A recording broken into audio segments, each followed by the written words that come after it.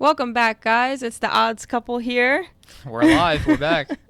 Took a hiatus from all the other sports and everything. Football's back, so now we're going to do what we do best. Well, really what you do best. What we do best. You drafted your very own fantasy football team last night. I did this year, and that was a first. I was kind of just picking people, and then I realized that I needed to have, was it running backs? I had no running backs. She may or may not have picked a defense. I had like two tight ends and a defense and two tight ends before any running backs. But your team, a little messy, your team shapes up all right. Yeah, hopefully it does okay. If not, it's okay. First try. Yeah, we'll give it a good. whirl. It was good. You're learning. But we have all the other ones that you'll be helping me with all season. So yeah. In fact, we have our last one starting here in an hour. Yeah. So closing out the season with one more. With that in mind, what do we got for them? So today we are going to give you our top 5 futures bets of the NFL season. Yes. Right? Yeah. Got them right here for you. So who's up first? All right. So number one, probably my favorite, is Derrick Henry over 9.5 rushing touchdowns. Okay. By the way, caveat to all of this, if you're betting on your apps or even if you're betting at a casino or whatever, shop around because they all have different lines, just like a regular week does. So I've seen this creep up to 10.5 on some, which honestly I would still take it at because I would take them all the way up to probably 13 this year. Wow. But I got them at 9.5 and I love it. So the volatility of sports betting. It's back. Love it. It's the best time of year. It's just like Christmas all over again. So Derrick Henry's gone over this total in 6 straight seasons. Obviously, he was with Tennessee. He just joined the Ravens. No one runs the ball more than the Ravens, and especially with Lamar opening up lanes. I mean, Dobbins and Gus Edwards, if they didn't have to split the year with injuries last year, they possibly could have led the league, one of them, in rushing touchdowns. So running quarterbacks always open up lanes. They're going to have to worry about Lamar. So Derrick Henry, I think, will have a good year running the ball. When they get inside, the 10, the 5, I mean, no one's better really than Derrick Henry. I understand the age concern. He's 30 years old now, but he's like the exception for it. I mean, he's just built different. He's a freak. So, so as I said, he had it in 6 straight seasons. That's including in 2021. He only played in 8 games and still hit double-digit touchdowns. Wow. He's a super freak. Is that Prince? Super freak? I don't know. No. He's a super freak. Is it? She's a super freak. Rick James? I don't know. Rick James, right? I just know how to sing it. Now I've got Dave Chappelle in my head. Anyway, so no one runs the ball more than the Ravens. He's on a better offense than Tennessee was, and he did it in 6 straight years with them, so he's going to do it with the Ravens. You're basically, as long as he doesn't get hurt, that's what you're betting, in my opinion. Bet on the man to not get hurt. So that's my favorite one, Derrick Henry. He's got to stay healthy. Yes. Just like everyone else. All right, number 2? Number 2, it pains me because I'm not a fan, but Travis Kelce over 79.5 catches. We drafted him. Yes, that pained me as well, but you bet with this, not with this. Yeah. So, wherever the money is. Exactly. So, Kelce over 79.5 catches. Look, the guy, again, someone who's done it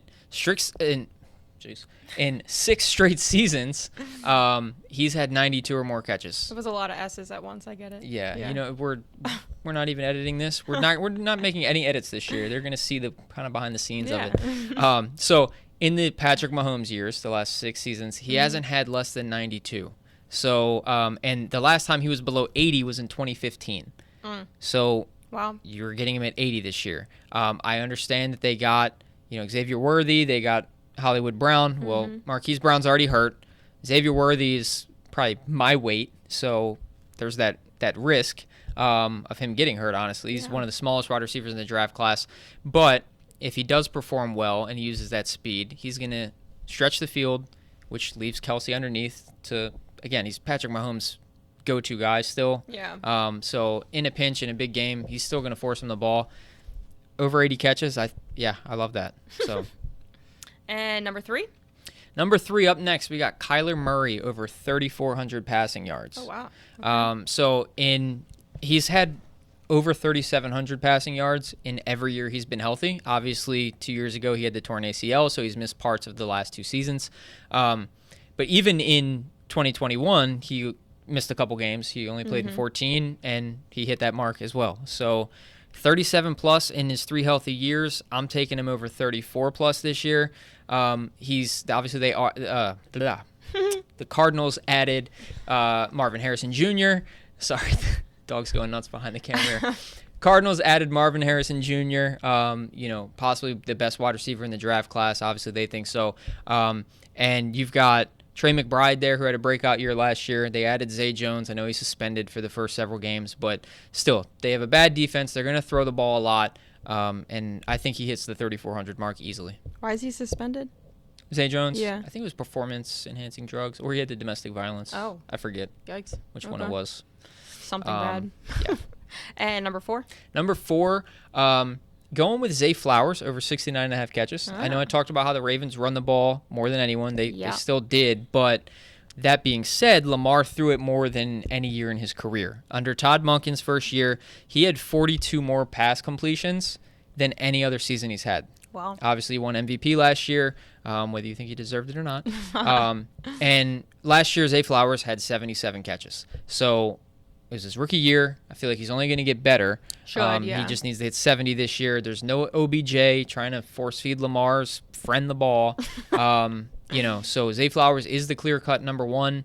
The only other receiver there is really Rashad Bateman. And then obviously Mark Andrews is going to get a lot of targets as well if he stays healthy. But Zay Flowers is going to catch a lot of screen passes around. That's why I'm not looking at his yards. I know he kind of started stretching the field a little more toward the end of the season, especially in the playoffs. But he's still, I think, going to catch a lot of short passes, a lot of screens, and try to use his run after the catch ability. So I like his catches.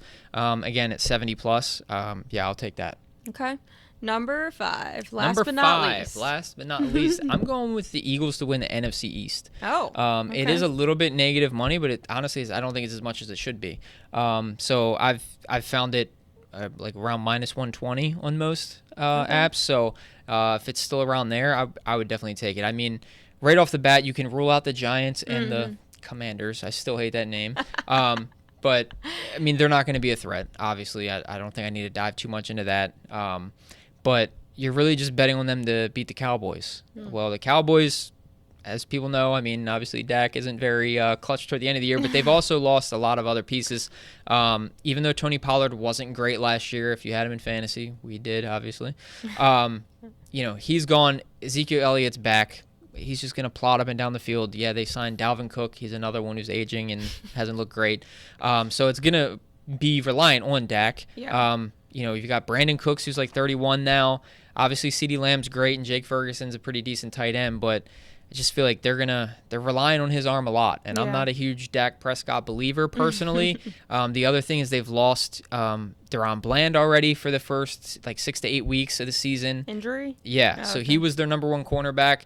Who knows how Diggs comes back and reacts from his torn ACL when they lost him last year. They lost Sam Williams, the edge rusher, who was supposed to complement Michael Parsons. So their defense is... Now she's in front of the camera. Their defense has taken. You didn't make an appearance till week 9 last year. Their defense has taken a hit. They've got some injuries. Eagles added Saquon Barkley. He's got something to prove, so I think he goes off both games versus the Giants, which they'll win whether he does or not. I think Cowboys are their only threat, and I don't see them as a huge threat for that division. So Eagles to win the NFC East. Couple mess ups here. It's the first episode in a while. Hey, Give us a break. It's the beginning of the season. You gotta let those slide. Yeah. Also, you've had some letters that just stack. It's tough, Thanks. I appreciate it. That's what she's here for, to make me feel better. So that is our top 5 futures bets. So what are we going to ma'am. be coming back with next for them? Well, week 1 starts tomorrow night. So yes. Oh, yeah, Thursday Night Football. You're going to see us. Yeah. Tomorrow's Wednesday. Week 1 starts day after tomorrow. Yeah, oh my gosh. Labor Day really Yes, messes Labor you up Day. being on a holiday. There's all your days off today. Yeah. Yesterday felt like Sunday. Yeah, So we will Anyway. be back with week 1 picks next. Yes. So You'll see us very soon with those. Please share, subscribe, all that all fun that stuff. good stuff. It's yeah. usually your job to ask for that. So It I don't is. feel Sorry, weird. I dropped the ball there. So we will catch you next time. Make sure you're sitting on the edge of your seat waiting for this video to load. See you guys.